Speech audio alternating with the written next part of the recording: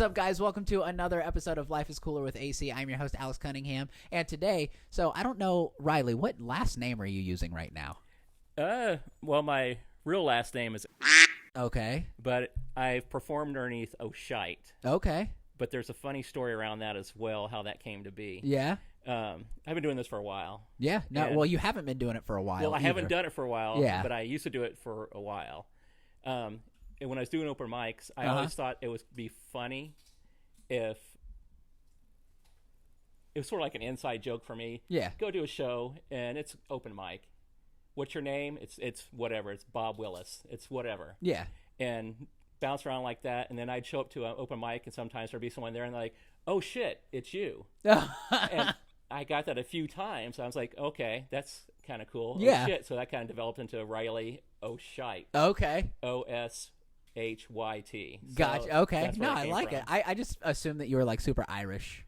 Half Irish. Okay. Half Irish. See, so you get to play into that a little bit A little too. bit, exactly, Yeah. No, yeah. I like it. Yeah. Well, thank you for being here today. So you guys don't know this, but Riley's kind of a bitch and was like, I need a light beer because, I can't really stomach a full beer. So we got, what is this? Carbach. It's out of Austin, and it's a Love Street Light. So he's already cracked his open and are trying it, and he said it was fucking delicious. It's pretty you like good. It? Yeah? Yeah. Let me try it. It's warm. I don't know if you guys like warm beer or not, but, we're not bitches over here, so we'll fucking drink it however. It's wet. That's all that matters. Warm and wet's better. No, than... that's really good for a light beer. Yeah, it's pretty decent. Yeah. And then he brought some Modelo, so we're going to try that. We're just going to get really fucked up by the end of this. Right on. That's what I like to hear. Yeah, so you did – and if you guys want to have anything, you want us to try anything on the podcast, you know what the fuck to do. You can go to Cash App at Life is Cooler. No, that's fucking wrong. I don't know. I'll put it down there. It's been so long. This is like 2 months without doing a fucking podcast, so I'll put the information down there.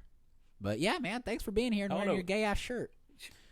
Always. Every time I see him out, he's always like, "That is a gay shirt." So and they get gayer every time.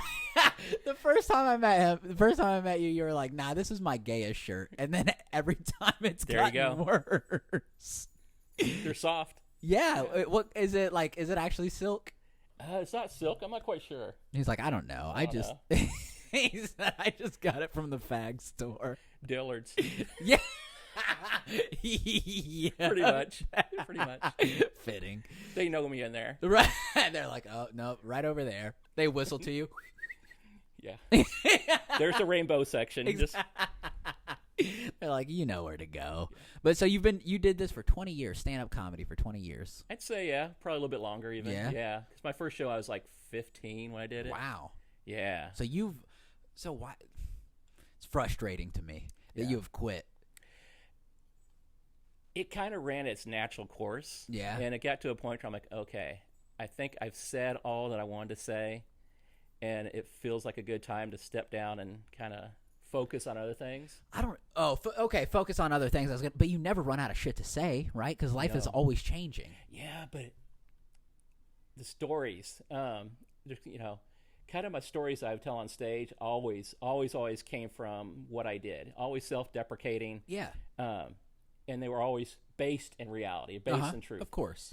And so that meant that I had my day job, and then I was trying to feed the comedy monster too. So I had to get material. It wasn't sitting down just writing, hey, something out of thin air. Yeah, one-liners. Yeah, bullshit jokes. Yeah, I wanted something that was real. Yeah, that I can get excited about. Like I'm telling my friends, hey, guess what happened? Yeah.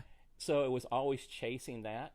It was being out, so doing my day job, then going out nighttime, and we're talking 1-2 hours sleep at nighttime, then going to day job, and just constantly trying to feed that. It's a fucking grind. It is. It's a hustle. Yeah. Material just doesn't appear. No. And people think that it does, too. Like, people that they're like, you write every day. And it's like, I fucking can't. Like, I'm super illiterate. So, like, I'm like, you get 3 words a day, Yeah, but I'm a fan of why say 5 words when 3 will do. Right, absolutely. Yeah. No, for sure. And that's, you didn't see me this last Wednesday, but so I've been working on a joke for a very long time, and I told it in like the most simple form, and I was like, wow, it did really well, because like I didn't tell like the story of it, I just said the funny parts of it, and like cutting that fat is so nice. That's no unneeded words. Exactly. Yeah, exactly. And that's why I'm like, I look at my wife and I'm like, suck now, good. You know, like fuck the rest of it. I'm gonna try that. Not with your wife. Is this universal? Does this work for everyone with her? I'm single. Just putting that out there. If there are any men out there. You said, you were like, you texted me last night and you're like, so I'm hanging out with my lesbian friends. Oh shit, and I did? Yeah. You're like, I'm with my lesbian friends and there's these other girls here. They all think I'm gay. And like, I don't have the heart to tell them. And I'm like, oh my God. Yeah, no, yeah, like, wow. Yeah, just tell them that you are. It's a funny story. You said your whole life, though, people thought you were gay. Yeah, my brother's gay. Okay. My niece is gay. My nephew's gay. I'm just fabulous. You're just... So I spent a lot of time kind of in that community. Right. So, and plus I'm single. I'm neat. I'm usually well dressed. Right. Try to be well spoken. You know, all the little things that kind of socially say, you know. Right. Well, and it's hard too because like being in the entertainment industry, you know, like there's a lot of fucking, you know, a lot of shit in there. Yeah. You know, so it's like I was just talking to a guy on Wednesday and I was showing him my Firebird and, you know, like showing him the stuff I'm doing to it. And he's like, really? You do that? And I was like, yeah. He's like, I wouldn't picture you like that. I'm like, I'm not a pussy like most of these people. Like, what are you talking about? Like, I'm a real person, you know? Yeah. But so you do get categorized into like being, you know... Yeah, a little softer. Yeah. And I'm nice. Yeah, know? you are. Yeah, you're a very nice know, guy. I try not to be mean until I'm not right. nice anymore. Yeah, until you got a mic in your hand. Exactly. Yeah. Oh, man, that's a funny story. I really, you know, you do great crowd work. My crowd work is not as good as yours. I hate interacting per se with someone that's like a heckler because I try to be nice to them. I don't want them to leave damaged. I don't want to leave them worse than I found them. Yeah.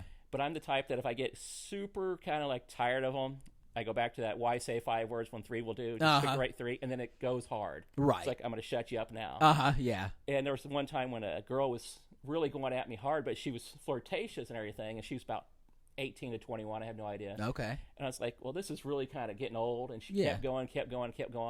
And I said, I'm too old for you. Right. She's like, well, how old are you? And I'm like, well, I'm probably the same age your daddy was when he left. She cried, and I felt so bad. I had to go talk to her after the show, and then that's the story of how I started dating Becky. Is that so? She's like, you're right. Yeah, you're right. I was. I was. And then you left her too. Yeah. What a piece of shit. I understood why her father did. This bitch was crazy. Yeah. No, but like that crowd work, it can go one of two ways, you know? Yeah. And like, I don't think that I've ever had like a bad situation with crowd work. I mean, like I've literally been like, bitch, shut the fuck up. Like I'm done with you. Just shut the fuck up, you know? And then everybody will be like, woo, you know? And then I'll just be like, see, you know, that's what happens when people are retarded, you know, like they can't comprehend that, you know? And so like you make it funny to everyone else, but you're just fucking dogging on them the whole time. And like, I'm an asshole though. Yeah, but you're a good asshole. Right. See, a tight one. Yeah. That's not what I heard. There's stories. Just Google it. You want to see the video? And he's not gay. Okay. Yeah. No. I've got proof. Okay. Yeah, when I was telling him about this, I was like, wait till you see we're going to be on a fucking black leather couch. We always talk about how gay you are. And he's like, I'm going to wear my best shirt. And at first he said, can I wear pants or do I have to wear pants? And I was like, he did. Yeah. I'm surprised. No underwear. But pants nonetheless. But no, you know, like it's my wife says that, you know, like I'm definitely, I've got a touch of gay, but I'm like, I just like to make people uncomfortable. Touch of gay. Yeah. Yeah. It like reached out and just touched me. It's like I'll stroke your belly till. Yeah. But you're a tease is what it is. Yeah. No fun zone.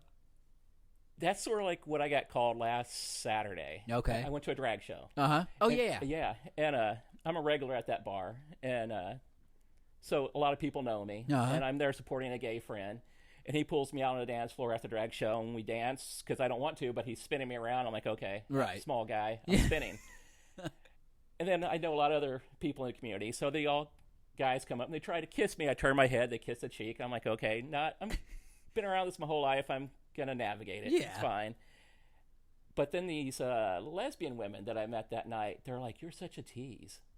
And they thought I was gay. Anyway, I saw them last night. Okay. So same group. Same group. Okay. And they think that I'm gay, and they're so proud of me that I don't want to disappoint them. You're fighting a good fight for us. Yeah, I'm like, thank you. So I haven't told them I'm not, because I'm like trying to think of the best way to tell them. Right. Hey, you know how you thought that, I like dick too? Like, I'm just trying to dick you, One of them. Yeah? Yeah, kind of. See, have you ever had sex with a lesbian? Yeah. Have you? Oh, yeah. Like post or pre? Both. One girl I dated, she went gay later on. Okay. Then, God, she's going to hate me for this. My friend, she is this, I can't describe her. She is 36-year-old, Mexican, lesbian, U.S. soldier. Okay. And she's very conservative. Uh-huh. She grew up in Los Angeles, so she's a total really? Yeah, total wow. contradiction. She's got a fiance, a female fiance, Oh, yeah? but Okay. she's made it known that she wants to convert you? No, explore with me. Right, yeah. So yeah. Well, does she think you're gay too? So it's No, like it's just going to be for funsies? Oh no, she's like, no, you're not gay. Oh, okay, yeah. But See, yeah. Well, that's what's funny. My wife, because you were telling us about, the drag show and everything, and my wife was like, gay people usually have really good gaydars. And she's like, and they all think that Riley's gay. They do. And she's like, so, I mean, I'm not saying that he's gay, but I'm just saying I wish he would be honest with himself. I've got it so much, I've stopped and thought, I'm like, well, I've had no attraction whatsoever, but I fit in the community well. Right. So am I just like a soft body gay? Yeah, once a year I do an audit. Right. Could I suck this dick right now? I couldn't. No. Well, that's what's so funny because like my wife's uncle, he is a very well dressed, very well spoken, and she's like, I don't think he's gay. Like, we know he's not. He's got a wife and kids and stuff, Right. And she's like, but he, very much like you, very well dressed and well spoken, So it's like you can act, and he's a pretty manly man, like drinks bourbon and like just very, very manly, but very well kept. So it's like you can literally be a manly man, but like not be aggressive. You know what I mean? Like not like being soft doesn't mean that you're gay. Right. It's just, but that's what people imagine. They're like, oh, if you're friendly, you like, we both have kind of a high pitched voice, you know? So it's like probably gay. I mean, probably right. But like probably gay.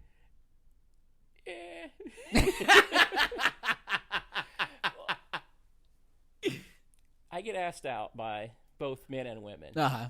Never had a temptation go, that's a good looking guy. Yeah. Well, yeah, you were like, I've got like 4 dates tonight and, hopefully one tomorrow. I'm just joking, guys. These are just jokes. Yeah. I only saw you. Insert name here. It was a good night. Good. Well, that's, you were like, it depends upon if I have a good night, if I'm going to get too fucked up and then, hungover tomorrow. But how do you get fucked up on light beer? A lot of them. Well, I do tequila shots. Oh, yeah. Okay. See, you should have told me that. I could have got you tequila. Yeah, I love tequila. Like when we go down to the bar, I have this running there's a soldier. I have no idea what his name is. And we've only talked about tequila. So he'll come in and he's like, you want a shot? It's like, yeah. And he bought the good stuff. Like $30 a shot. I'm like, oh, okay, awesome. Yeah. So I'm like, okay, now I owe him a shot. Let me buy you a $30 shot. So I buy him a shot. Then it just goes back and forth like that. And then every time we see each other, it's like, who starts first? Right. I'm like, start with the cheap stuff. Yeah, we'll work our way up. Yeah. Yeah. So about a good 10 shots in, we're broke. Right. but too drunk to realize it. Exactly. That's horrible. And like, I'm the kind of guy, I don't know about you, but I'm the kind of guy that like the more I drink, the more bad decisions I make. Oh yeah. Like one episode I had this big growler that we did, and like I bought it the night prior because I got so shit-faced. I spent $130 on beer, and I was like, you know what sounds great? Spending another $50 on a fucking growler to take home. And I was like, why would I do this? I have no fucking idea. But I got home, and I was like, I don't ever want to drink that fucking beer again, because like I literally slept the whole next day, like just fucking gone. But I was like, you know what? I have to fucking drink this now. Broke, felt like shit, and I was like, but you get a good story out of it. No, there's nothing good about it at all. Nothing good happened. There'll be a good story. You'll tell it on stage. And actually, fuck you, Dylan Pop, for getting me fucked up that night. Oh, do you know Dylan? Open mic? Yeah. Okay. He was there last night. Yeah. I forgot you weren't. I was there. I showed up late. Yeah, right after mine. Right after my set. It wasn't last night. Three nights ago. Fuck, I don't know what day it is. I don't know. It don't matter. Oh, I thought it was Tuesday. Wait, but I don't fucking know. That would be a day early. Yeah. It's Saturday. Saturday. So Wednesday. Yeah. I showed up. I think I showed up right around 9:30ish. Yeah, I had just gotten off. Yeah. Yeah. Drove like crazy to get there. Yeah. Yep. But hey, at least you tried. Yeah. But you're getting back on stage. They don't know it, but they do now. You're getting back on stage next week. If I'm there. Motherfucker. Yeah. I'm in Austin for the next few weeks. Okay. See, why is it that every time somebody's like, I'm going to do this, they fucking come up with all kinds of excuses? Yeah, no excuse. I drove Well, you saw what I turned down in Austin to get there. Yeah. But what I'm saying is, imagine you could fuck the stage up. Yeah. You know what I mean? Yeah. Like screw the women. You know, it's all about the mic in the hand. It is. Feeling the grip, you know, getting it real close to your mouth and just going to town on it. I was just trying to speak in your terms. My terms. I was just trying As he says, they're stroking the mic. Yeah. Do you like it? I'm like, talk softer. Your voice is getting gritty. See, that's why I can never be gay, because like when I get excited, I get like that. It sounds like I've smoked my whole life. Yeah. You know why I could never be gay? Having sex with men. It's that part. It's good to know that you're okay with that part. That one bugaboo, you know, taking a dick. It's the voice that I don't like. But like, are you a hairy man? You're not very hairy. Not at all. So see, you would fit right in. I mean, because what are they called? Twinks? Oh my God. When I was like 15 and I did a show, there was a woman, I don't know, she owned some kind of club up in St. Louis. Okay. And she's like, if you come dance there, we'll pay you X amount. I'm like, what? I didn't understand, because I'm a kid from the middle of nowhere. And she's like, yeah, you're a twink. I'm like, well, what's a twink? And my brother's gay. I should have known this, but no, had no idea, and I had to go home and ask him. He got all excited. He's like, who's offering to pay you? And I'm 15. Right. So already it's already super illegal. Yeah, and I look like I was 10. Oh. So, yeah. Okay. Yeah. So she's like, I know some men that would love you. Yeah, pretty much. So you really could have got fucked up real young. Oh, yeah. But see, maybe that's what scared you. So maybe, you know, like deep down inside, you're like, I can't be gay now. No, it's the sex with men part. Guys, I'm just trying to piss him off. I'm like, how far can I push this gay thing? That'd be hard to do.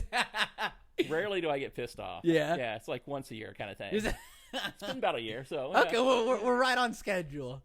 Yeah, just tease me and say no at the end.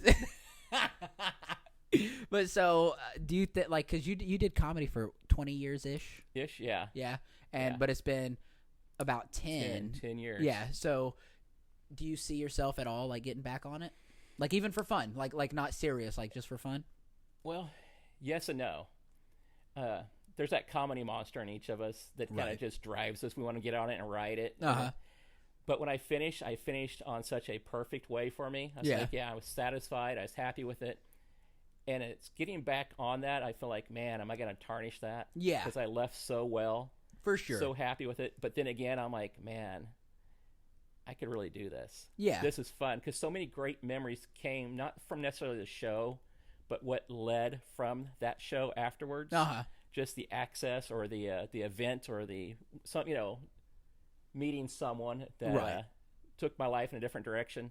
So many positive memories there that I'm like, I wouldn't mind having that moment again. Yeah, and you met, because you were telling me about some of the cool people that you met. Like you said that you were in L.A., I think, at the store, like when Dane Cook was coming up. Oh, yeah. And I'm a huge fan of Dane Cook, you know. Yeah. I won't say much there, but I'll say this, that a lot of comics at that time didn't understand why he was getting the attention that he got. Right. Yeah. I'll put it that way. For sure. But I think that that's any market, you know, and any industry. Like, if you're doing the same work as, you know, your peer, but your peer's the one who pops off and not you. Right. You know, so like it's not because it's Dane or because it's comedy. I think that that's pretty universal. I think it was the material. It was like, okay, no one's doing what he's doing, and his material didn't really seem to resonate with a certain group of people. So we just didn't get it. Okay, it's like gotcha. It's like we're not packing arenas kind of material. Right. Here. It's just happy for him. But didn't really get it. Yeah, absolutely. Yeah. And I think that that's pretty normal, you know, especially in art, because art is, you know, it's up to interpretation, you know. So like, just because it's not funny to this group of people, it might be funny to that group, you know, and it's who's willing to pay and for how much, you know. So it's pretty unique. But like, that's awesome. Like, I'm trying to think who else kind of came up in that time frame. Like, oh man, so many. Oh, but like in your circle. Brian Posehn. Okay. Would have been about that time. The guy that he came up with, I'm trying to think of his name. He does a lot of voiceovers now. Oh my God, I can see him. Little short guy, kind of looks like a troll. Alex Cunningham. No. No. No. Oh God, I can't think of his name. He used to tour with Brian. Okay. Can't think of his name. He's everywhere. Yeah. Doesn't Kevin matter. Hart. Yeah, I don't know. No, Kevin Hart. He's great. Yeah. I love Kevin. Now, did you know Kevin? Because I saw Kevin one time in Miami, and he's a small guy. I'm a small guy. I just didn't realize how small he was. And a comic that I was working with that night somewhere, she ran up yelling, "Kevin, Kevin," and grabbed him and picked him up and swung him around. Oh, really? And I'm like, oh my God, this girl, she's not a big girl. She picked him up and swung him around. That's awesome. And I was like, oh. Like, I wish she would do that to me. Pretty much. Yeah. But no, it's cool. Like, that's what I like about comedy, is that like you can literally like you can meet anybody at any given time, and then like tomorrow they're famous. Pretty much. Like, do you? Yeah, but they put in so much effort though. Absolutely. Yeah. Not to discredit that, but like, do you know who Matt Rife is? Yes, Matt. Love your crowd work. Yes, I'll say that. Yeah, I love his crowd work. He's a viewer. Yeah, absolutely. He will be. Yeah, talk right to him. Yeah, he keeps track. Yeah. Google alerts. He knows what we're doing. Yeah. Okay. I'll say that. I love his crowd work. It's amazing. His rest of the show is not what I anticipated it to be. That's what I've heard. That yeah. Absolutely, but it's because he's a young comic. He's a young comic, but he's been in the game for like 10 years now, I think. Still a young comic, yeah, though. What is he, about 29 now? I think he's 27. Is he 27? Yeah. Okay. Yeah, but I mean, 10 years, like, that's still, you know, because a lot of guys, it takes 20, you know, like to get somewhere. So, like, that's still, you're only halfway there, and he's already there, you know. What's the guy from Saturday Night Live that dates everybody? That dates everyone? Oh, like, he dated Kim. Oh, Pete Davidson. Yeah. He was like, was he 15, 16 when he started? And I believe so. Yeah. 19 when he got on SNL. Yep. Yeah, the youngest cast member to ever be on SNL. Okay. Yep. Then, Adam Sandler, I think he was 19 when he was on The Cosby Show. Okay. Yeah, I didn't know that. That's awesome. Yeah. So, young guy as well. I think he started a year earlier. Okay. So it popped off for him pretty quick. See, and then even like David Spade. Oh, you know? David Spade was doing the Improv there in Hollywood, and producers came in and asked the club guys, you know, like, do you have any young punk skateboarder looking comics? And he got on whatever that fucking movie was, something Resort or it's his first film, and, you know, and then his career took off, and then he met Sandler, and then I mean we know the story from there. And Chris Farley. Yep, well, but Farley never did stand up though. No, well he did improv. Improv, yeah, yep. Second City. Correct, yeah. Chicago. Yep, yeah. But and his fucking, like, I mean, they say he's one of the funniest people to ever live, which I could, and I could see it, but that makes sense for him, you know, like right. You're not gonna get that many praises if you're not that person. So if his career didn't take off so rapidly, it would be like, what the fuck is, like, what's wrong? What's wrong? Yeah, what are we missing here? His energy was brilliant. Yeah, that's all it was. He could just make anything funny. His movements. Yes, and yeah, just the gestures and exactly every fucking thing. Who he was as a person. Yeah, which just pure energy, just pure comic. Yeah. So no, his brother Kevin, he does stand up, and I would love to open for him. Like, not because like he's the you know, super famous or anything, but just because like having that connection, you know, to Chris would be such a cool fucking feeling. We were just talking about this with Jimmy Vaughn, weren't we? Yeah. The brother. Yep. Yeah. Yep. Absolutely. Yeah. And like that's what. So I have not seen Kevin live. But I've seen a lot of his stuff online, you know, and like he does do a lot of stories about Chris and stuff, and you know, so yeah. Does he? Yep. It's I've never seen him. Period. Okay. So I've got a book over there.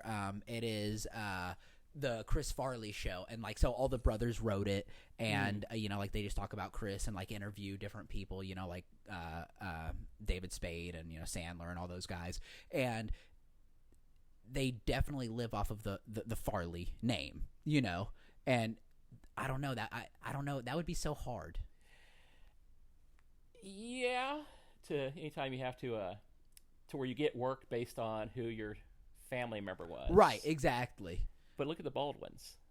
Yeah, but they've all kind of carved their own way. Yeah, but didn't it start with one? Was their father an actor? I'm not sure. So who was the original Baldwin? I always thought it was Alec. Probably was. Yeah. And how many are there now? Fucking all of them. Yeah, 5? Yeah. I have no idea. Uh-huh. And how many do you think would actually be relevant, I could say? Yeah, probably none. Yeah, yeah, exactly. Yeah, but I guess it's different when they die. Right. You know what I mean? Where like, so you're not living, like, here's a good example. You know who Van Halen is? Oh, yeah. Right? So Wolfie. Yes, exactly. He right now, like we just heard his new song on the radio yesterday. Very good. Yeah. And like, so that's the difference, right? Is like he's not living off of the Van Halen name. Right. You know, like everybody knows who he is and where he came from, but like he's fucking good. Oh, you know, so like down. We're listening to him because of him, not because of his dad or his uncle. You know. Well, since we're here in Central Texas, like Willie Nelson and his son escapes me right now. Lucas. Okay, I didn't know he had a son. Oh, yeah, he's got several, and they all do music. Okay. But Lucas Nelson himself, standalone artist. Okay. If you heard him and not known that he's Willie's son, you're like, oh, this guy's brilliant. Yeah. Just hands down great. But then once you know he's Willie's son, you hear Willie and him. See, and that's frustrating, you know? Yeah. And that's what I like about, you know, Wolfgang. Like he does not like overplay, and I'm not saying that his dad overplayed. His dad was just very good, but he doesn't try and like showboat and like, look, I'm a Van Halen, you know. He's just like, he's kind of come up with this cool mixture of like modern rock, you know, and classic rock, and you know, just kind of nobody else is really doing what he's doing right now. Not currently, no. Yeah. So like to me, that's unique. Very seldom do you get people who can just be like, nah, fuck that. I know where I'm from, but this is my time. Exactly. You know, everybody always wants to be like, but look what I did, you know, because of them. Yeah. Like, nah, fuck that. Yeah. I think of like Charlie Sheen and his father. Okay. Martin. Yeah. Yep. Exactly. Charlie would have been a standalone by himself. For sure. But without Martin. But Emilio, I don't think so. Yeah. Where is he now? What was the last thing he did? What do you know him from? What is it? Tremors? Well, was that him? No, that was Kevin Bacon. Oh yeah. But he did what's it called? Young Guns, right? Breakfast Club. Yeah, he did Breakfast Club.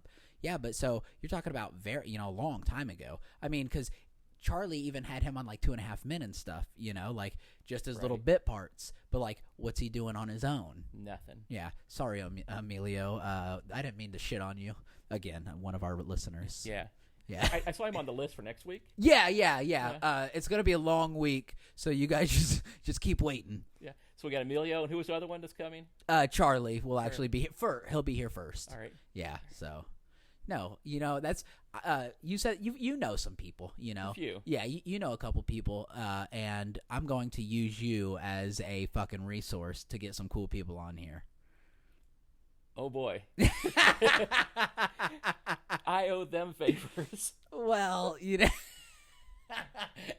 Hey, you know how I'm supposed to I'm gay for them now. So that's my turning point. Hey, I've got a friend, Alex Cunningham, that could really use you on his podcast. He's got pretty eyes. You want your dick sucked? Uh-huh. Get Charlie.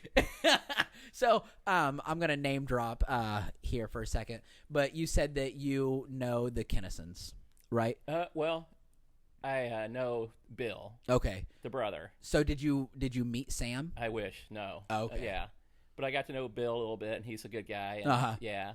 So because Sam was a huge staple. Oh, Sam, huge inspiration for me. Oh, really? Okay. Oh, love Sam. Just can't do what Sam does. Nobody could. Yeah. Absolutely not. Yeah, it's that Pentecostal preacher background. And the way, and I grew up very similar. Okay. To what he was doing, and yeah, it's just great energy, and just how do you follow that? You can't. Yeah.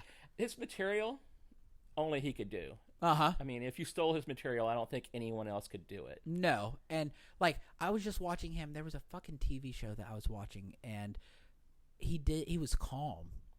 Like, it was just very relaxed. And I was like, what the fuck is this?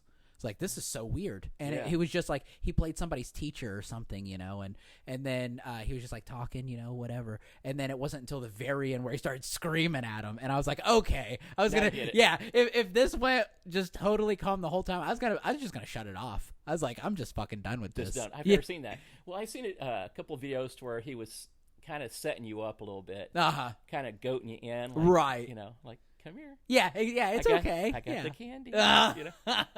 Yeah, so somebody just sent me something the other day, and he was doing his bit about, like, stop sending food to people in the Middle East. Right, you know? Yeah, he's like, just send U-Hauls. Exactly. And they're like, do you know who this is? And I'm like, do I know who the... Sam. How the fuck would I not know who this is? Like, literally one of the biggest names in stand-up comedy. Like, of course. Of all time. Yeah. Of all time. But could he thrive today? I think so. Yeah? I absolutely. And the reason being is because, again, who do we have that can match that energy and style? It's the crowd, though. It's a different environment now. That's true, because people don't like to be yelled at anymore, because we deal with a lot of bitches. And it's some of the material. Uh-huh. But he would adapt. I mean, he's a comedian, right? Right. It's sort of like, could Motley Crue do today what they were doing back in the 80s? I think so. The pure rock and roll lifestyle. I mean, is there any real rock stars right now anywhere? There is not. And is that because they just don't exist anymore, or just because they can't exist in this environment? I think it's because we've gotten soft. Oh, extremely. You know, but so you've looked at my Instagram, and I do the titties, right? And I saw pretty good pair. Right, yeah. You're going to give me the number later. Oh, no, that's your wife, what you're telling me. She's all of them, right? Yeah, she just puts different, size titties on every time. Nice. But so last night I was talking about it, and somebody was like, "Oh yeah, I've been doing comedy for a long time, but like, I plan to keep it that way. I would never do something like that." And I'm like, "Oh, sorry, I'm too fucking rock and roll for you," right? You know. But like, that's the thing. It's different. People like it, and they really want to see something outside of the box, because you don't have Ozzy Osbourne anymore, right? You don't have fucking Axl Rose. Like, those were the crazy motherfuckers that, like, I was taking a piss last night, this morning, something, and I was like, I just want to be the Guns N' Roses of stand-up comedy, right? On. I just want to be the people that they're like fucking wild, you know? The Andrew Dice, the Sam Kinison. Exactly. Yeah. Just it's like, maybe, because I mean, Dice, right? Fucking love Dice. And his material is not for everyone. Oh, hell no. Absolutely not for everyone, but it's fucking hysterical to the people who like it, you know? Right. And I find it hysterical. People are like, "Oh, it's so demeaning to women, whatever." Like, fuck, he's making jokes, okay? Right. You know? But you literally have this whole persona of fucking rock and roll. He was Elvis. He was the Elvis of stand-up comedy. Literally Elvis. Like the big fucking collars, leather jackets, you know. Grease and ball. Exactly. Yeah. He was Grease Lightning, you know, like he was that for stand-up. And like, we haven't had that in so long, because now everybody wears, like their nice t-shirts, and they do their hair up right. Yeah. Yeah, but look, Guns N' Roses, we can't all go to the fag store. Yeah. I can't afford. Would you, Dillard's? Yeah. Little Dickards. It's not expensive. How much was that shirt? Probably about 90. 90? Yeah. I bought this from the concert, and I think it was 45. Well, see? I have a collar. That's the other 45. It's all in the neck. That's right. Weird. I'm sure he hears that a lot. See that? That's what she said. Yeah. It's all in the neck. It's all in the neck. So, when you got your tattoo, how far along were you? If you guys can't see his comedy tattoo, it says comedian. God, that was done in Miami. But see, at the same time, I was doing a lot of kind of outreach work with different homeless shelters. Uh-huh. So we were doing these things to where we'd put on comedy shows on the beach, actually set up a stage and do comedy shows, and we'd raise money to help feed different families that need it. So because all that work I was doing way back when, the homeless people would just refer to me as comedian. Okay. So that actually is where it came from. It wasn't trying to brand myself. Gotcha. Yeah, it was the nickname, and it kind of became a joke one night. We're all sitting around drinking with the homeless. Sounds like a blast. It actually was. It was a great time. I got a story I'll tell you off air. It was a wild story. But, they suggested that I go get that tattooed on me. And there's a very famous tattoo shop on South Beach. And I was like, well, yeah, it's just right there. Let's go over there. And they agreed to do it. And, so now the next day I'm like, shit. I've made a horrible mistake. Pretty much. Yeah. I asked a very a very serious life question to a man who doesn't even have a home. And I took his advice. Yeah. Yeah. Exactly. Oh, it was so bad. It was so bad. Do people ask you like, "Oh, are you a comedian?" Do people read it? Yeah. Do they? Occasionally. If I go through drive-thru, something like that, I have my arm out the window. Yeah. There'll be like someone reading it and going, "Are you?" And actually, I've been recognized a couple of times. It's been years because of it. They're like, "Oh shit." Oh shit, it's you. Yeah, exactly. But so much time has passed now. They're like, "Oh, yeah, you're not relevant." Right, and that's what's hard. Like, because in this industry, you're here today, gone tomorrow. Exactly. It's so crazy how fast that happens. And there's so many of us. Yeah. There's so many people wanting to be comics. Right. I don't know if they are comics, but they pretend. Yeah, they feel that comedy kind of. They enjoy what comedians do. And they are like, I could do that. Right, exactly. Yeah. I make my friends laugh. Yeah, no, it's different. Yeah, it's a little different. I see comics as all having a sort of, they're all a little bit messed up, in my opinion. Yeah. No offense, you actually seem very well adjusted. Yeah, I've got zero traumas. Okay, yeah. I'm fucking perfect. Yeah, you're very well adjusted, which is throwing me off so much. I'm like, well, he's not so fucked up. Wait, where are the needles? Yeah, like, exactly. I'm so lost. Why isn't he? Exactly. Why isn't he screaming at me yet?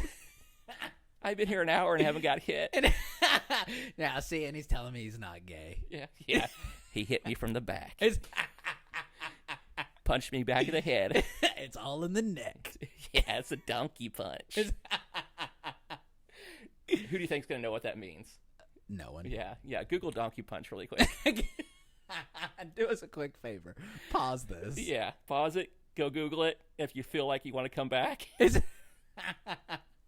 just get the image out of your head right now. But no, they all want to do it. If people see it, they're like, yeah, I can make my friends laugh. And it's different. I mean, we're all a little fucked up. Yeah. And comedy, at least for me and a large amount of comics I know, it's therapy. Yeah. You get up on stage. For me, definitely. Maybe that's why I actually thought it was a good time. I think I worked through all my issues, and I became somewhat mentally healthy at that point. Okay, yeah. I was like, okay, Doc, I don't have to see you all anymore. Yeah. I'm out. Yeah, I've done what I came to do. Yeah, and I feel better. It only took a really fucking long time. Right. It cost me a lot of fucking money. Made a lot of people cry. Myself included. But, I dated a lot of Beckys. That's the great part about comedy, though. But you're married. I mean, did you meet your wife through comedy? No. We started doing comedy together. I mean, like, she's not a comedian. Okay. But yeah, like, so, because I was always going to be a rock star. You know what I mean? So, like, that's why, like, I kind of have that, very in your face rock and roll attitude. Because, like, I grew up around musicians and stuff. Okay, yeah. Everybody in my family. See, I'm everybody in my flamely. He's not rehearsed this at all. Well.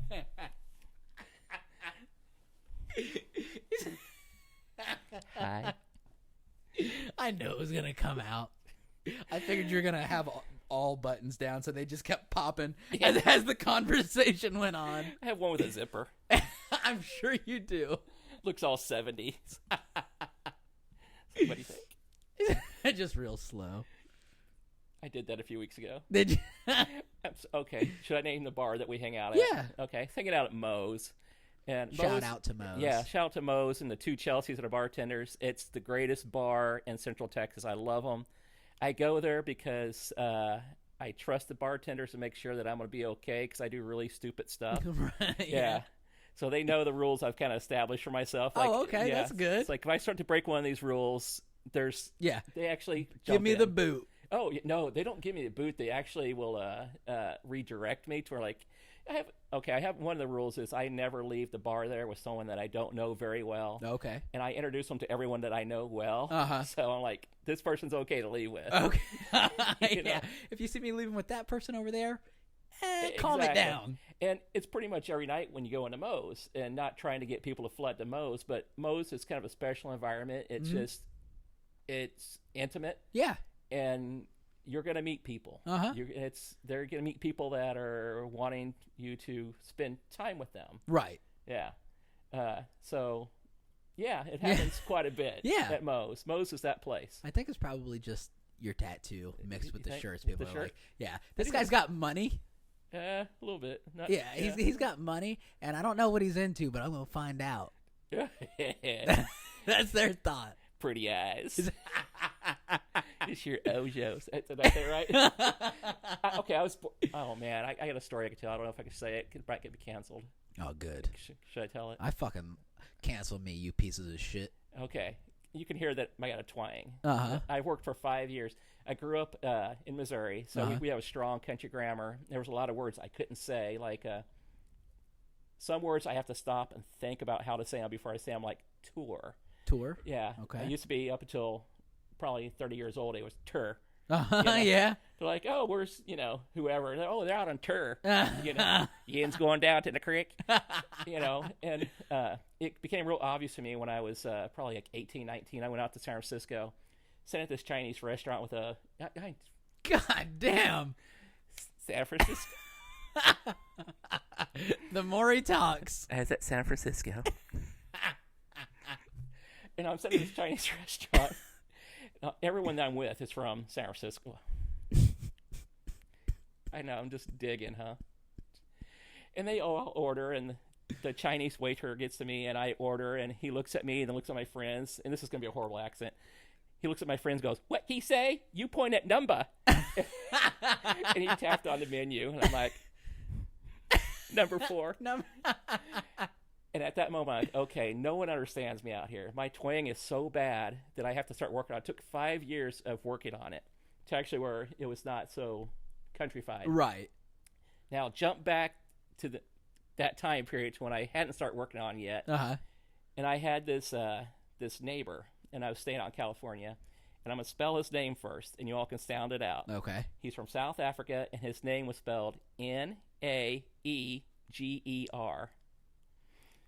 Yes. Yeah. And it sounds exactly like you spell it. Right. And when I would get excited or I would yell, you could really tell that I was not from the inner city. Right. Yeah. Right. Yeah. My country twang would come out really large. This is way back in the day before cell phones and everything else. And I was going to go meet him down at some festival or something. I know, right? San Francisco festival. I get it. I'm like, okay, now let me describe him. He's a very tall black guy that was a big fan of the Oakland Raiders, so he'd always wear his Oakland Raiders jacket. Okay. I'm getting ready to leave, and there's this girl knocking on his door, and she's crying, and I'm feeling bad. I'm a nice guy. Yeah. I'm like, hey, I'm going to go meet him. I don't know where he's at right now, but I'm going to go find him, and, Yeah. just wait at my house. I'll go find him, send him back. So I'm down at this festival, walking around, crowd everywhere. And I'm a short guy, and he's really tall. And so I think I see him way down there, but the crowd's thick, and he's got the long legs. I can't catch up, and I'm hurrying. I'm tired. I'm just like, oh, my God. If I see his Oakland Raiders jacket. So I decided, hey, I'm just going to yell to him. Yeah. So my inner hillbilly, because I got excited, and I yelled real loud. And forgive me for saying this. I'm saying a name, Naeger. Please don't cancel me again. Okay. So I yelled out really loud in my hillbilly voice, "Hey, Naeger, your woman's back at my house." Oh, my God. And everybody, this is San Francisco, they all went quiet. Everybody. And I saw this guy with the Oakland Raiders jacket. He turned around and looked at me, and I realized that moment, like, oh, my God, I'm sorry, you're not my Naeger. Now, remember, I don't know how this sounds. Right. Where I'm from, this was acceptable. This was right. Yeah. And it wasn't. Right. He came after me, and I still didn't get it. All I knew is that now I'm like, okay, this guy's mad at me. He's running, so I'm chasing. I'm running away. He's chasing. He catches me. He's beating me. And I'm trying to explain to him, not my nigger. Not my nigger. with an A. Exactly. So people are gathered around watching, and he's just whipping on me, and I'm screaming, not my nigger. They're like, shut up. That is what you're saying right now. I need you to stop saying it. But I wanted him to know that. Yeah. That he wasn't. I was so innocent. And did you ever find him? Yeah, much later on. But I was. You're like, wow, we look the same. You're black, I'm blue. Exactly. He didn't want to hang out with me because people thought that he did it. So. Okay. Because I'm still saying his name. Right, yeah. I'm walking along with him. He's, holding his pocket at this point. Pretty much. And I'm like, nigger. I hurt, nigger. That's what so people are just so sensitive. Yeah, he's like, stop it. Because he's from Africa, so he's got that hard African accent. It was horrible. Oh, no, but what a great story. Yeah, but it was that day I decided to start consciously working on my twang. Right. Yeah, that country grammar. Yeah. You're like, let's go ahead and cut this out real quick. Exactly. That beating took all the country out of me. It did. It's like, nope, I don't like Willie Nelson no more. I heard about this Too Short guy. Bitch. And then you ended up in Miami. Oh, yeah. Miami's great. I spent a lot of time down there. It's my second home. Yeah, I had a regular hosting comedy show down there on Thursday nights, and then Friday nights at another club I won't mention. But, so, yeah, I did that for quite a little while. Well, so it's probably good that you cut that accent out. Well, yeah, Miami's such a special place. It's all these different wonderful Latin countries. Cuba, a large amount, yeah. No, just Cuba. And I've dated a lot of Cuban girls, right. including one of them here recently. Right. Yeah, I know you're watching. We're talking about you, girl. Yeah. I text her. Well, oh my God, she's that was so special. She really was, but she got kind of irritated with me. Well, here's the thing. I would date a lot of Spanish-speaking girls that spoke very little English. Right. And they would practice their English with me. Mm-hmm. And over a course of a few months, they'd get very good at speaking English. But once they understood fully what I was saying, they're like, yeah, no. Yeah. They're like, oh, you are an asshole. Yeah, exactly. Pretty much. They went back to Spanish. Punta. Yeah, exactly. Cabron. And that's what happened to us. Actually, she's, yeah, I know you're watching. It's funny. I just had a comedian. So these are everybody that's on here is comedians. I don't know if you guys made that connection, but so everybody's a comic on here. And I just had a comic write me last night, and they said, "Hey, I said a couple things on the podcast. Like, can you, like remove it for right now? Like we'll figure it out." And it's so funny, like, because I get to sit here right through all of these people, and I get to say, like, are they getting uncomfortable because they're getting too deep? They've got personal shit starting to come out, and they're trying to find like a stopping place, like pumping the brakes, but like not wanting to just like stop talking. So it's always fun to see like how people adjust. Well, I stop. I'm pretty comfortable. Okay. Yeah, I'm pretty social. Yeah. I stop when I'm going to reveal information that may impact somebody. Oh, right. Absolutely. Yeah. And that's like I've had that several times on this show where they're like, maybe I got too personal. Like, there was one comedian on here, and he was talking about like a relationship, and he was like, I think that I've said too much. Yeah. And I was like, nah, let's make it. I was like, what's her name? And so like I saw that episode. Yes, and he told me, and so starts with an M. I don't remember. Yeah, you're right. Go ahead and say yeah. No, I don't remember. Like, because it's so, like, but I was like, I just kept saying the name. I'm like, I'll just keep talking. Yeah, and I'm like, he kind of shies away like, from. Shut it! Stop saying the name. Exactly. He asked if we can restart. Yeah. And I saw that episode. Nah, we're gonna push through this, buddy. Yeah, I'm pretty comfortable. Yeah. Yeah. So it's just it's funny because like everybody's got a line. You know what I mean? Yeah. Like, so it's just it's neat to see how far can we push that line.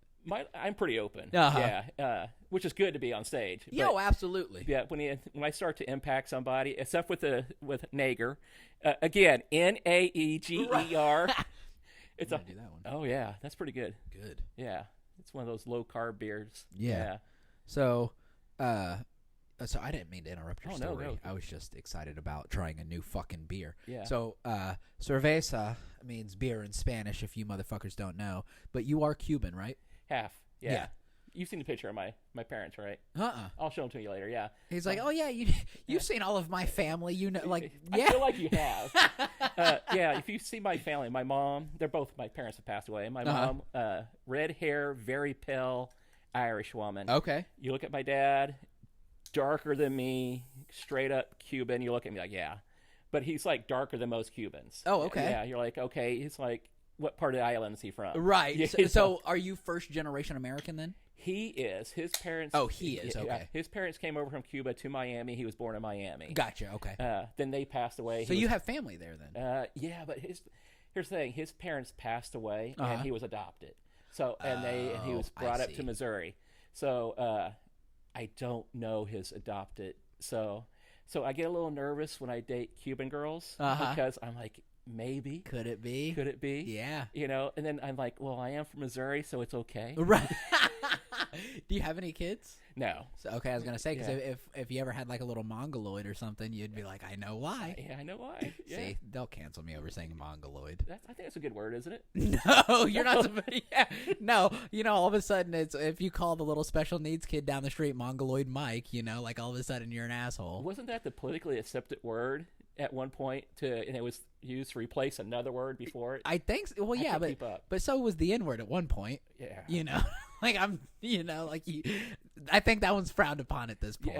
Yeah. No, so I've been doing, and I'm going to say this, I've been doing some spots on the radio here recently, and they do like this local news, and part of the local news was they were like redoing one of their oldest buildings in their city, and it's out in the country, about half an hour from here, and the building that they were doing, and he kept saying it on the radio. He said it like 4 or 5 times, and it took me a second to like realize, is this what he's saying? He's like, yeah, the school of the colored kids. Oh. And I was like, wait a minute, like what? Okay. Like, but he was saying this like in modern society, you know, and I was like, the school of what? And he's like, the school of colored kids. And I was like, I don't think you can say that. I don't think that's, you know, I think like, yeah. And so I was we kind of say that, but use another term. Right, now, yeah, exactly. Like people of color, you know? Yeah. But yeah, and he said it like 4 or 5 times, and I was like, school of the... I'm not going to say it because they're going right. to clip that. Yeah. They're going to clip Naeger. They're going to put them together. In school of the... Yeah, no. Yeah, but I was like, this is live radio. Yeah. And, you know, I'm like, I get that, like, that's what it was called at one point, but, right. like... Nah, change it a little bit, you know, like just a little, you know, just flip the words, right? You know, but now it's just full force, and I was like, all right, yeah, fuck it, like my name's on this too, I guess, you know, like I'm like we're here for it, yeah. Well, I remember as a kid, okay, I don't know if I can say these terms. As a kid, I rode a bus, but I lived on the edge of the historically black neighborhood. So I was like a block. The ghetto. Yeah, I was a block away. It was actually, it was a good neighborhood, but it was everybody there was black. Okay. Except for there was like Travis, if you're watching. He was the white kid. Okay. And he was on one end of the neighborhood. On the other end of the neighborhood, it was me. So I looked more Caucasian than especially where I grew up. So we would ride the school bus to where we were the only 2 white kids on it. And I remember getting off the school bus and people would ask, well, why are you riding I hate to. I'm going to say it. Just can I say it? Hey, okay, this is your show, buddy. Why you're riding the Browntown bus? Oh, see, that's not. I mean, I get it. Yeah. But like it's not bad. Not bad, but I was so confused. I'm like, the Browntown. I live in Browntown. Right. No, I live over on the west side. You're like, the bus is yellow. I don't understand. Browntown. So I had to go home and ask my mom. Mom, what are we in like a suburb called Browntown? And she just looked at me. Cut it. Shut the windows. We'll discuss it. Yeah. Don't say that at school. Let's go off the porch. Yeah. No, and like it is hard because, like my city now, it's I think majority black. Okay. And so like you just it is different. You know what I mean? Like because just different cultures and stuff like that, like you don't realize that, like sometimes things are just a little bit different, like because my hometown, it's I think like 87% white, so like I never thought about that, but like so then like the town that I'm in now, like there's a lot of different types of like festivals and stuff that I'm like I've never been to something like this before, but it's like it makes sense, but like I'm not saying that it's bad or different, it's just different, so you learn a lot, like being around like people of other cultures. Did you grow up here? No. Okay. And were you single here? No. Okay. No, we've only been here for almost 2 years. I was going to ask if you find that being the minority, if dating has increased. For me, no. Yeah, for you, yeah. Yeah, no. Not at all. Yeah. I noticed because where I typically hang out, I'm like one of the few Caucasian-looking people there. And dating has increased for me. Oh, really? Simply because of that. Because you're different. Because I'm different. Yeah. Okay. See, and that's interesting too, because like, so now you become the, what's that word? Exotic, right? Back to Miami, which, Miami being, I was saying earlier, it's a lot of Latin countries. And being down there, I think the population is like 2% Caucasian or less. Okay. Of not tourists that come in. There's right, European tourists, but as far as residents. So I stood out quite a bit, and I was able to date. I hate to say out of my league because I don't think that's really a good way to describe anybody, right? Especially yourself. But I would date some women that I would never hope to date, simply because I was the exotic, right? Yeah. Yep. Yeah. And I had the twang. Yeah, you're like, this is different. Yeah, exactly. Yeah, no, seeing like that, I've never looked at it, because like we've been together for so long, that like I never even thought about that.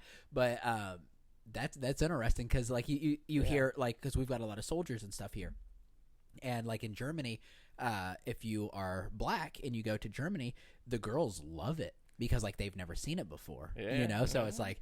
There, again, you're a big fish in a small pond, so like it changes the whole dynamic. Okay, big fish, small pond. Think that through. He's a big fish. Oh yeah, in a small pond. As long as it's wet. Yeah, exactly.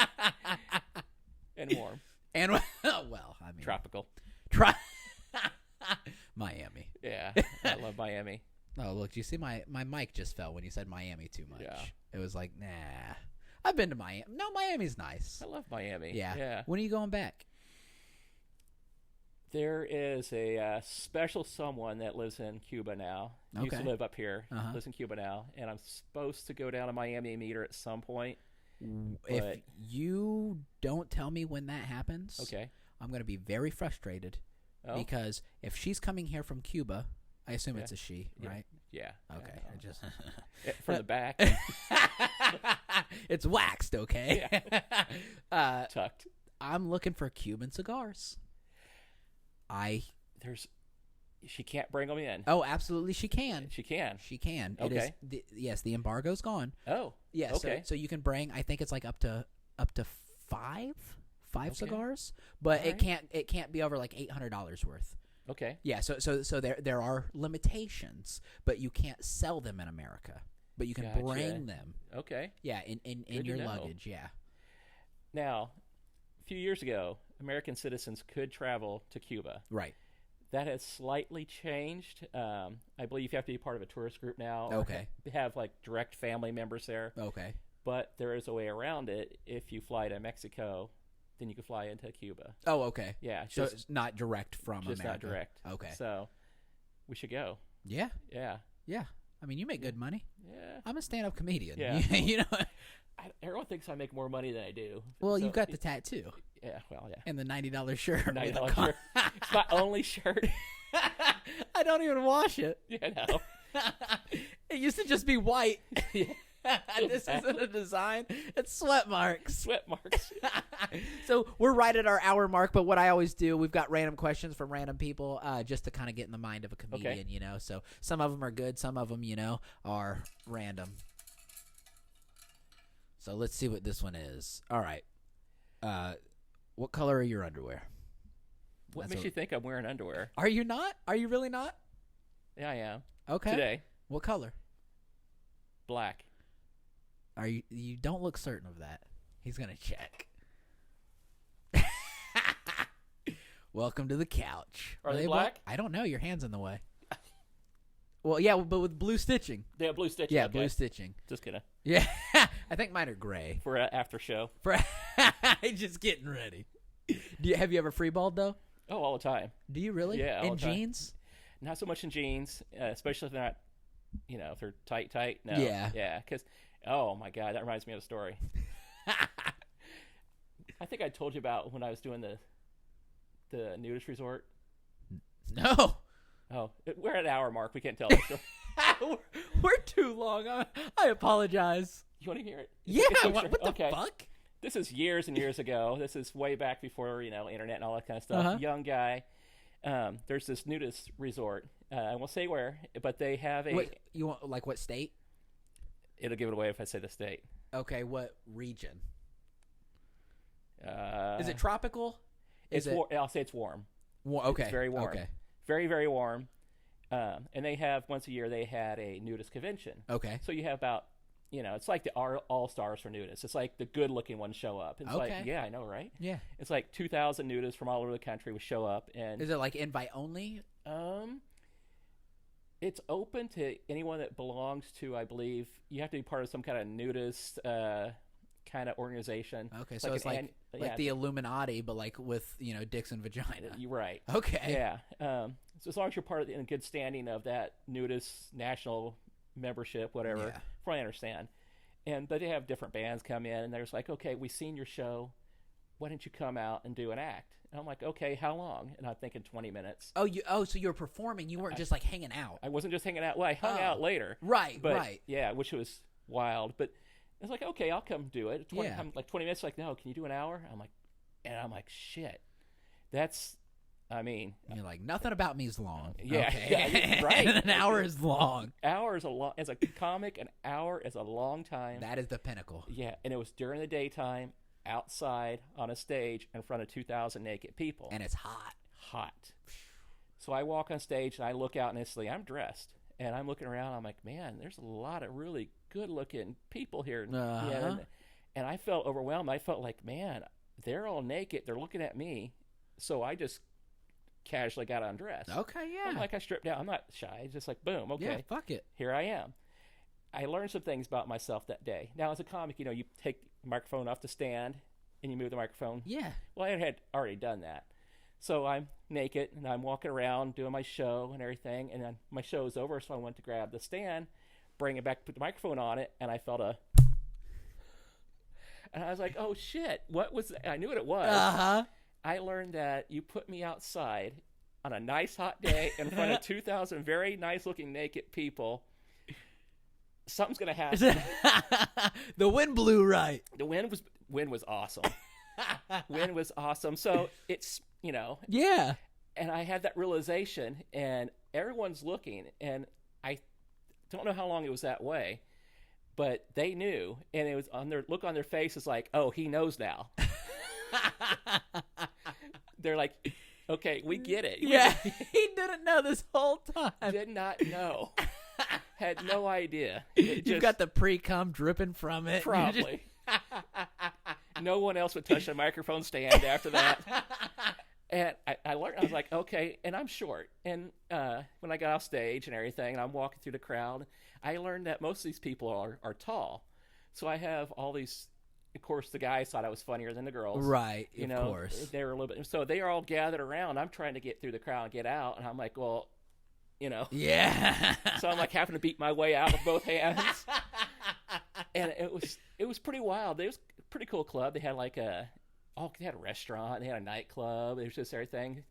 And the rule was if you go in there, you could be nude inside the nightclub if you want it. You just put a towel down. And so I had to learn all the etiquette. You put a towel down? Yeah, you put a towel down where you're going to sit. So that was the rule in the nudist resorts. Yeah, you can't just go sit down. Interesting. If you're butt ass naked, if you're nude, you put that towel down. You say butt ass naked. Okay. If you're butt ass naked. I've literally said retarded like 4 times. Oh, that's right. Yeah. You're good. See, I try to watch my words. I work on PR now, right. So yeah. But yeah, that was kind of the big rule. And interesting. See, I guess that makes sense because of a girl like suction cups to the floor because, you know, like she's feeling what you're doing, you know, and then it's like, oh, I can't get up, but a towel, you know, it's hard to get the lips right. You're right. Yeah, true. You know, unless it was unless dudes just don't wipe their assholes. Was it about that? That's what I thought. Okay. I mean, from being a guy, that's kind of, I was like, yeah. So I'd always get everyone's towel when they stand up. I'm like, okay, he's clean. He's good. He's good. No, I don't like that'd be so weird because like I love naked bodies. You know what I mean? Like that's a good friend of mine. I don't know if you saw my picture there. Nice. Yeah. So like I literally and like with my titties and stuff. You know, like I love like female bodies mostly. But then I'm a huge fan of like Arnold Schwarzenegger and like nice titties. Very nice titties. Yeah. Absolutely. Like the Mr. Olympia, you know, like not now because like they're too big, you know, we're like back in the 70s and 80s, you know, it's like they were more godlike, where now they're like superhuman like. Okay. Does that make sense? Talking about Arnold's titties or just titties in general? No, just like bodybuilders. Okay, bodybuilders. Yeah, okay. Yeah, we're like Arnold's time, they were like more like natural, yes. Yeah. Where now it's just like it's so big and just like it's almost gross looking. Right. But like back in Arnold's day, like the physique, like I don't get aroused, but I'm like that's incredible. Right. You know, so like being at a nudist place, and if it's like the elitist, you know what I mean? Okay. Like that'd be very interesting to look around. You're gonna have to go with me to Miami, Hollover Beach. Okay. It's the #1 nudist beach in the country. Okay. And it's pretty awesome. The fact that you just invited me to a nudist beach in Miami. That's true.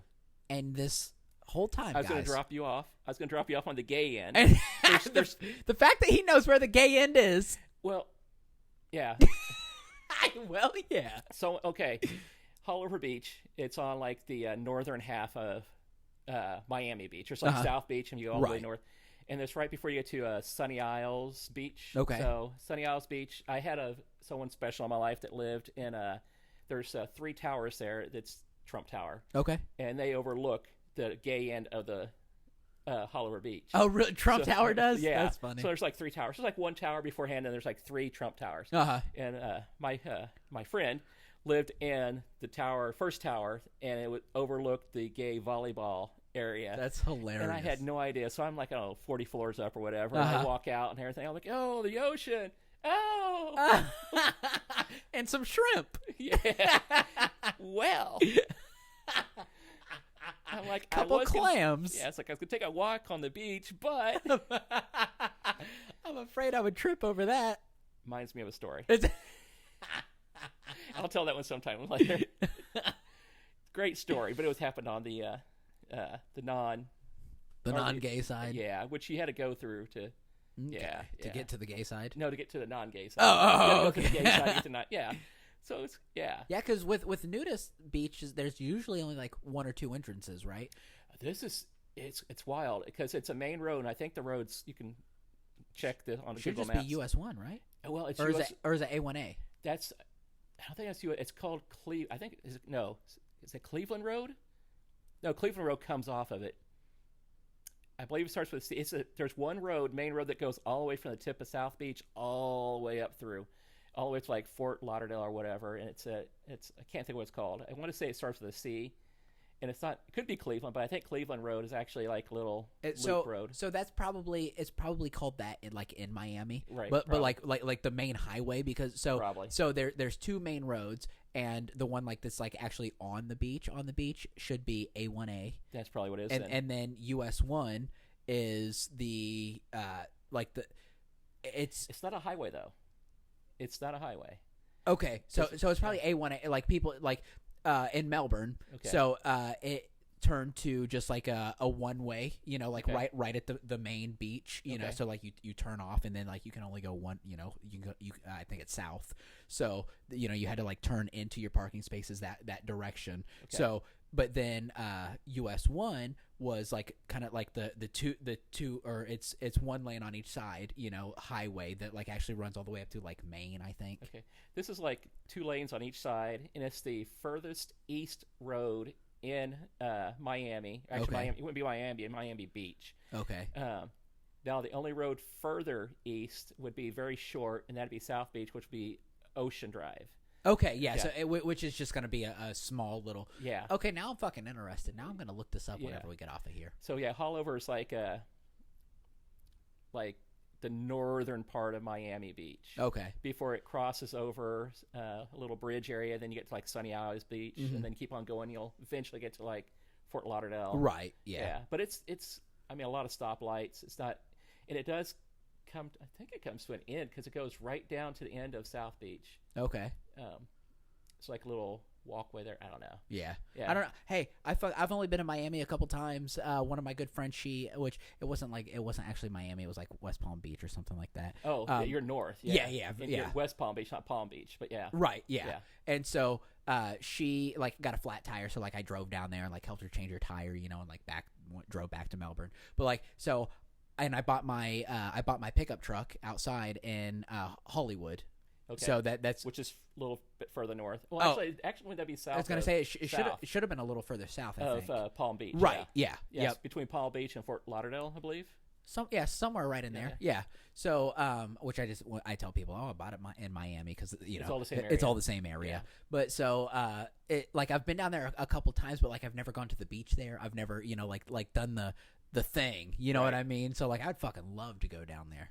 We'll go. Let's do it. Okay, I'll drop you off at Haulover. And then I'll go get my boyfriend and be back. Oh my God, I got stories about that. Dropping your boyfriend? No. I actually got kind of pissed one time at a gay guy down there, and I can't remember his name, but every day that I would see him, he'd come up to me. He'd use the same pickup line on me. He'd ride up on a bicycle. I know, and he wasn't even like an attractive gay guy. Did he have a seat on it at least? Or was it like was it just the? It could be. He just ride up and he would, but he would use the same pickup line on me, and it was like every time I saw him. So like the third day in a row when he did this, my feelings was hurt. Yeah. And I'm like, I know I shot this guy down every day, but he forgot me. And at the time, I was like pretty trim and everything. Right, I was looking good. I had the 6-pack. Yeah, like, a little peacocking. Yeah, right. Yeah. Like, that's what I was upset over. Not the fact that he was just so aggressive, but like he forgot me. I'm not sexy anymore. Exactly. That's when you bought the shirt. Yeah. And I think like a week later, because I actually told him off about it. You don't remember me. I was on a city bus trying to get to wherever because you don't want to park down in Miami. Right. So I'm like, and he gets on, or he's actually already on. I didn't know it. He's further back, and then I get on, and he jumps up, runs up, and sits down next to me, puts his arm around me, and he tries the same pickup line again. I'm like, dude, I told you off. Yeah. I was mad at you because you didn't remember me. This was a week ago, but yeah. Let me explain to you how I'm not gay, but I'm really upset right now. Exactly. I'm like, anyway, come to my show. Here's a free ticket. Pretty much. Come on in. You're going to be fun.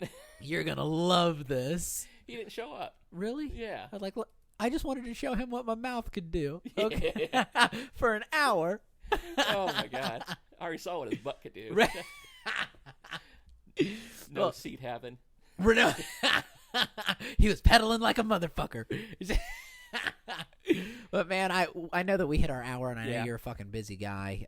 But man, thank you so much for being here. Man, I appreciate you letting me come on. Yeah, this has been a blast. Yeah, like I know we talk all the time, and it's the conversation. Like my wife will be like, "All right, I'm gonna walk away because I've had enough." But like I knew this was gonna be fun. This is fun, and I appreciate you being here. And do you want me to put any of your socials? Like I know that you're not doing this anymore. I mean, I'm always open for people to reach out to me. 'Cause, okay. I never say no to a good opportunity. Okay. Even if I could help somebody that's just getting started. Yeah. Like I said, my college degree is public relations. That's what I do.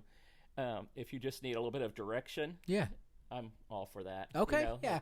So if you say, the phrase "people of color but backwards," or you say retard or fag or anything like that, Browntown. Yeah, Browntown.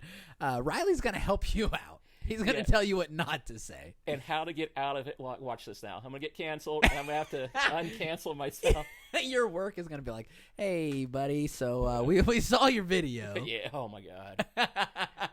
I'm just going to give this straight to HR. Here you go. Y'all watch it. Y'all decide. I want you to hear this from me. But remember, I'm a very good employee. Remember, I'm very nice, okay? Remember all the stuff that I did? Everyone loves me around the office. But, no, thank you so much, and I'll put his stuff down there so you guys can contact him, talk to him about comedy, about what not to say. Come see me at Moe's. Come see him at Moe's. Buy him a drink, as long as it's light beer. He will drink the fuck out of it, or tequila. He loves tequila. He'll show you his underwear. He never did button his pants, so we're gonna see what happens there. So, but no, man, I do appreciate it, and we will see you guys next time on Life is Cooler with AC. Thanks, guys.